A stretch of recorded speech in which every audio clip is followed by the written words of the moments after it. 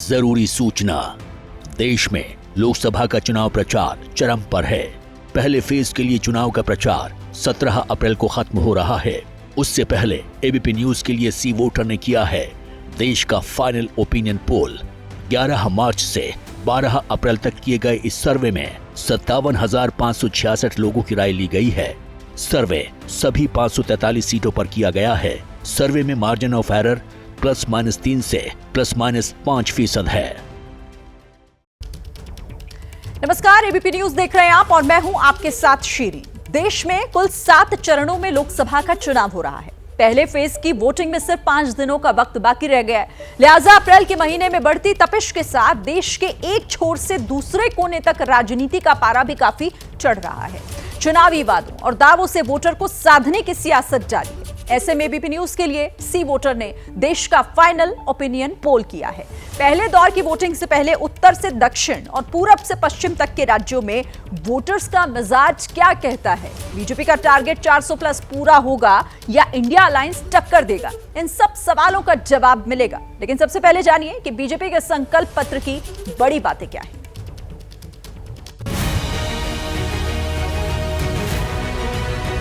मोदी की गारंटी है कि मुफ्त राशन की योजना आने वाले 5 साल तक जारी रहेगी।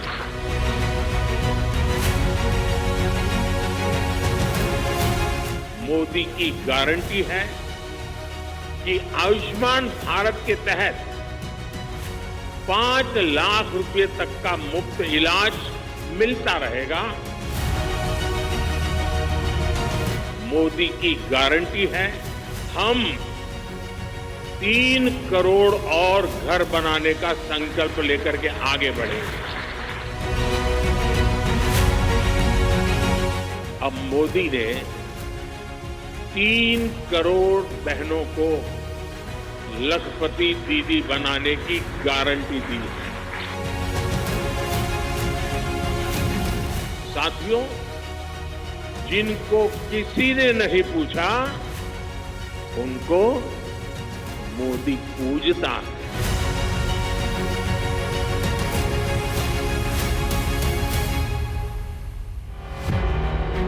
मुफ्त राशन मिलता रहेगा, मुफ्त इलाज होता रहेगा, मुफ्त बिजली मिलेगी, गरीबों के घर बनते रहेंगे, नल से जल मिलेगा, मुफ्त गैस सिलेंडर मिलेगा, बुलेट ट्रेन चलेगी, 47 के विकसित भारत का मार्ग प्रशस्त करेगी। नोट करते जाइए, याद कर लीजिए और जान लीजिए कि यही वो वादे हैं, यही वो दावे हैं जो बीजेपी के घोषणा पत्र में किए गए हैं। ये संकल्प पत्र विकसित भारत के 4 मजबूत स्तंभ युवा शक्ति, नारी शक्ति, गरीब, किसान, इन सभी को सशक्त करता है। पहले फेज की वोटिंग से 5 दिन पहले बीजेपी ने अपना घोषणा पत्र जारी कर दिया है। इसे नाम दिया गया है मोदी की गारंटी। पूरे देश को भाजपा के संकल्प पत्र का बहुत इंतजार रहता है और इसका एक बड़ा कारण है। 10 वर्षों में भाजपा ने अपने संकल्प पत्र के हर बिंदु को गारंटी के रूप में जमीन पर उतारा है। बीजेपी ने पिछले 10 साल के वादों और उन्हें पूरा करने पर बना एक वीडियो भी जारी किया। प्रधानमंत्री मोदी ने 46 मिनट की स्पीच दी, 10 साल का हिसाब दिया, विकसित भारत का रोड मैप सामने रखा, बताया मुफ्त राशन, पानी, गैस कनेक्शन, पीएम सूर्य घर योजना से 0 बिजली बिल की व्यवस्था की जाएगी, आयुष्मान भारत से इलाज मिलता रहेगा, गरीबों के लिए 3 करोड़ और पक्के मकान बनाए जाएंगे, मुद्रा योजना के तहत 20 लाख रुपए का लोन मिलेगा, नेशनल एजुकेशन पॉलिसी लागू होगी, 2036 में ओलंपिक की मेजबानी करेंगे, 3 करोड़ लखपति दीदी और बनाएंगे, वन नेशन वन इलेक्शन लागू करेंगे। मोदी की गारंटी के साथ बीजेपी ने जीत की हैट्रिक लगाने के लिए अपने घोषणा पत्र में कई बड़े ऐलान किए हैं। लेकिन सवाल यह है कि बीजेपी के संकल्प पत्र पर पब्लिक क्या कहती है। संकल्प पत्र से बीजेपी की कितनी सीटें बढ़ेंगी? मोदी की गारंटी से 400 प्लस सीटें क्या पक्की हैं? इन्हीं सवालों को लेकर एबीपी न्यूज और सी वोटर ने फाइनल ओपिनियन पोल किया है, जिसमें पहला सवाल था कि प्रधानमंत्री नरेंद्र मोदी के 10 साल के कामकाज से आप कितने संतुष्ट हैं। जवाब क्या मिला, सुनिए। 2024 का ये फाइनल ओपिनियन पोल, पहला सवाल है केंद्र सरकार के कामकाज से जुड़ा हुआ कि कितना संतुष्ट है, लोग कितने संतुष्ट हैं। और जवाब आपके सामने, 40% बहुत ज्यादा संतुष्ट, 30% कम संतुष्ट हैं। असंतुष्ट जो हैं उनकी यहाँ पर जो उनका आंकड़ा है वो 28% का है और 2% पता नहीं की कैटेगरी में है।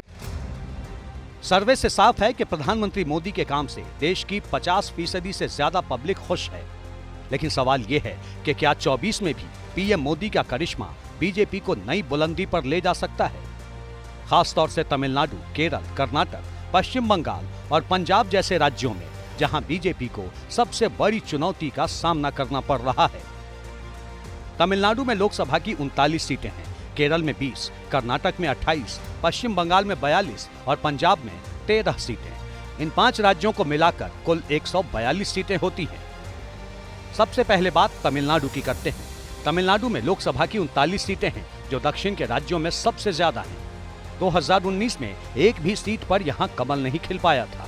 2019 में बीजेपी ने तमिलनाडु की 5 लोकसभा सीटों पर प्रत्याशी उतारे थे। बीजेपी को कुल 15,51,924 वोट मिले थे। करीब 3.7% वोट पाने के बावजूद बीजेपी का खाता नहीं खुल सका। ये 5 साल पुराना किस्सा है। सवाल ये है कि 4 जून को क्या होगा? क्या तमिलनाडु से बीजेपी के लिए अच्छी खबर आएगी? फाइनल ओपिनियन पोल क्या कहता है, खुद देखिए।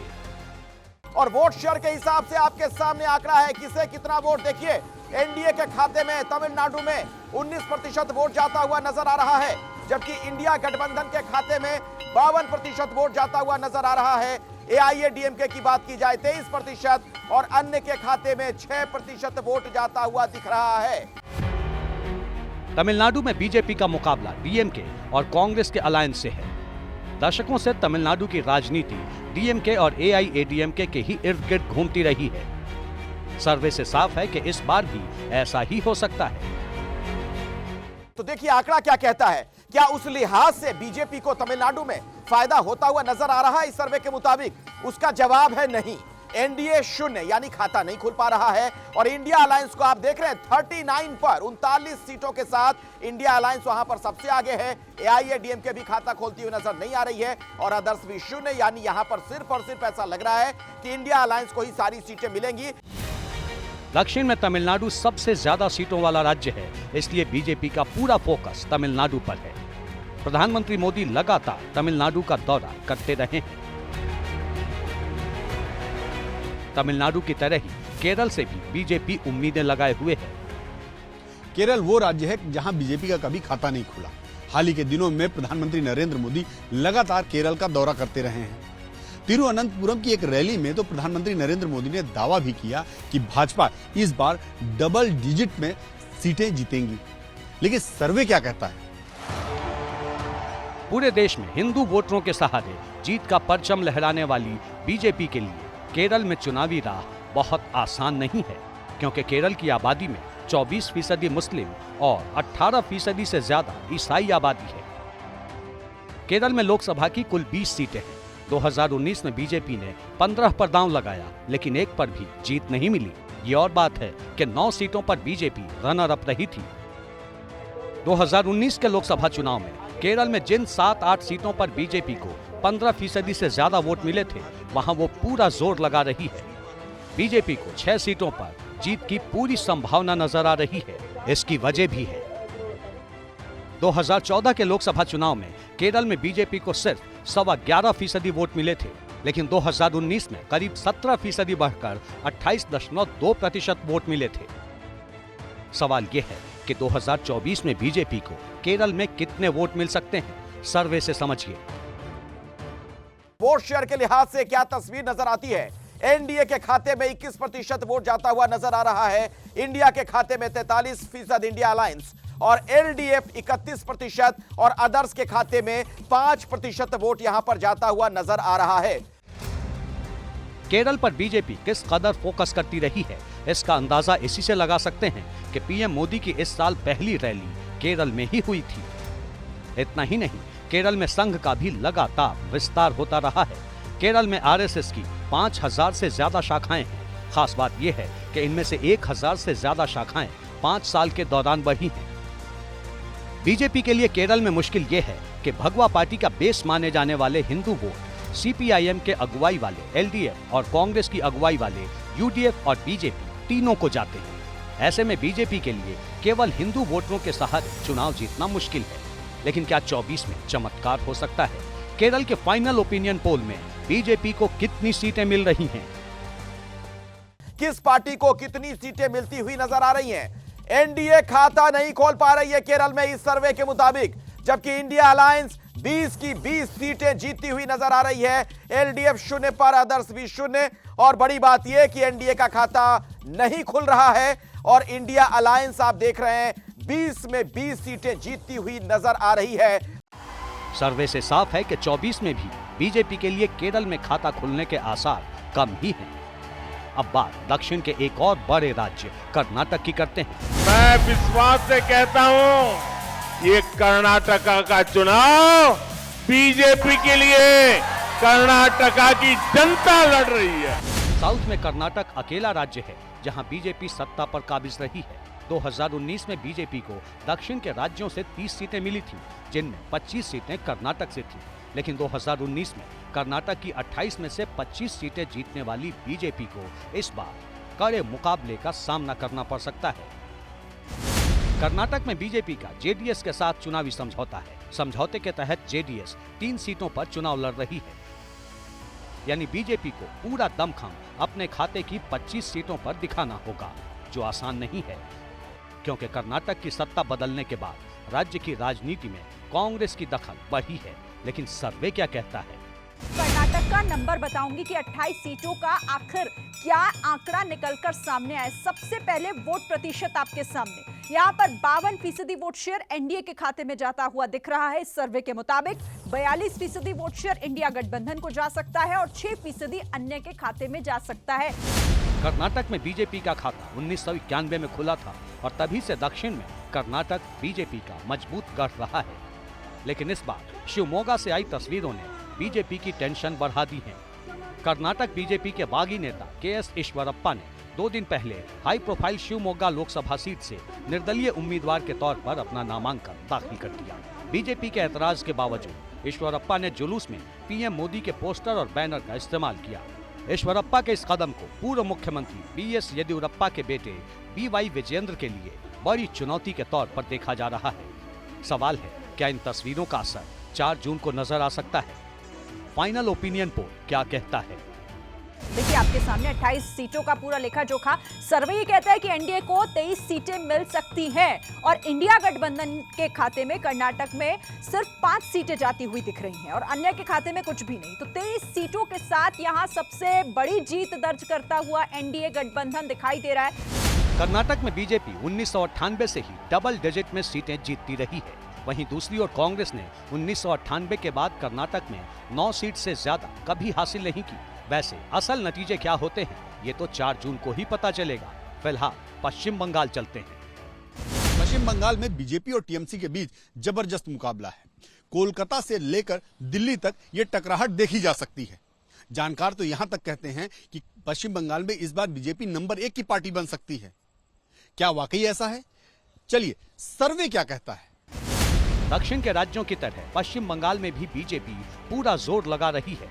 दूसरी ओर ममता बनर्जी बीजेपी के विजय पथ को रोकने के लिए मोर्चा संभाले हुए हैं। कोई दंगा करने अगर आते हैं, आप चुपचाप रहो, माथा ठंडा रहो, बिल्कुल आप रहे कुल, हम रहेगा कुल।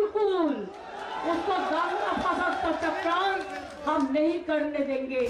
बंगाल वो राज्य है जहां 1.5 दशक के दौरान बीजेपी ने शून्य से शिखर तक बढ़ने का रास्ता तय किया है। एक दौर में हाशिए पर रहने वाली बीजेपी 10 साल में टीएमसी के गले तक पहुंच गई। बंगाल में लोकसभा की 42 सीटें हैं। 2019 में टीएमसी को 22 सीटें मिली थी। बीजेपी ने 18 सीटों पर जीत हासिल की थी। कांग्रेस के खाते में सिर्फ 2 सीटें गई थी। ये 2019 के नतीजे हैं, लेकिन 5 साल में बंगाल की राजनीति का रंग बदल चुका है।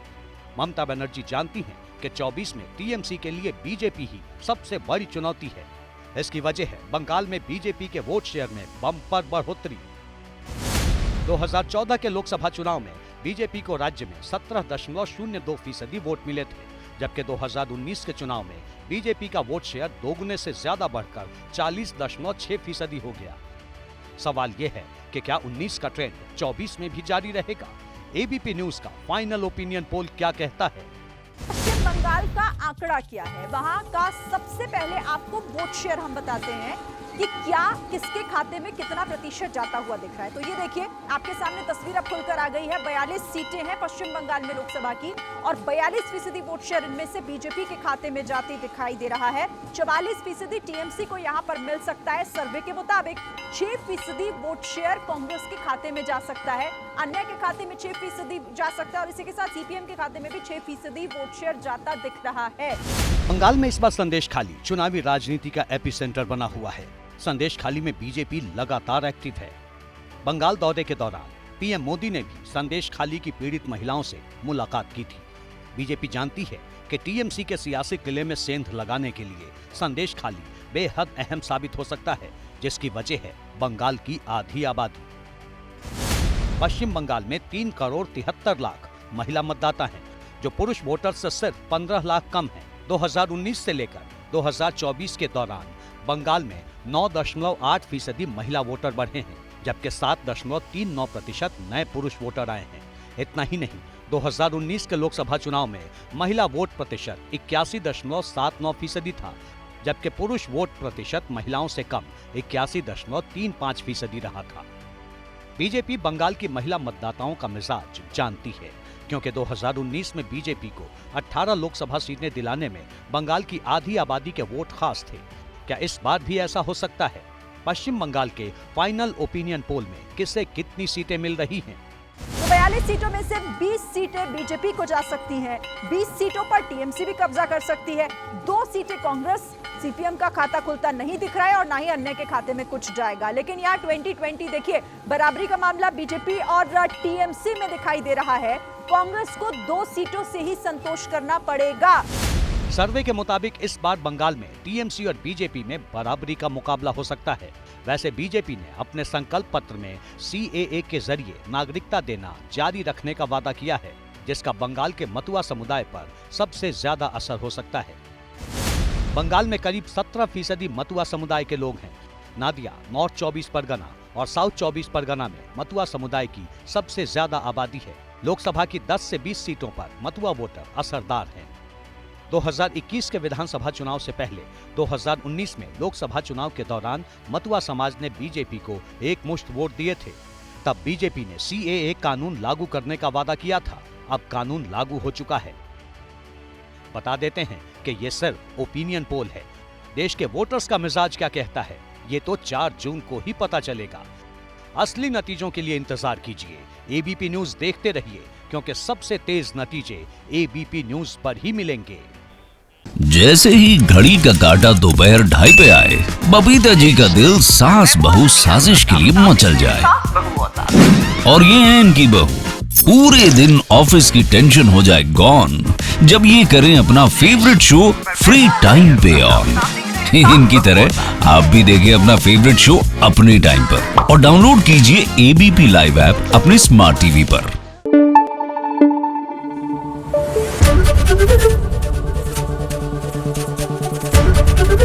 एबीपी न्यूज आपको रखे आगे।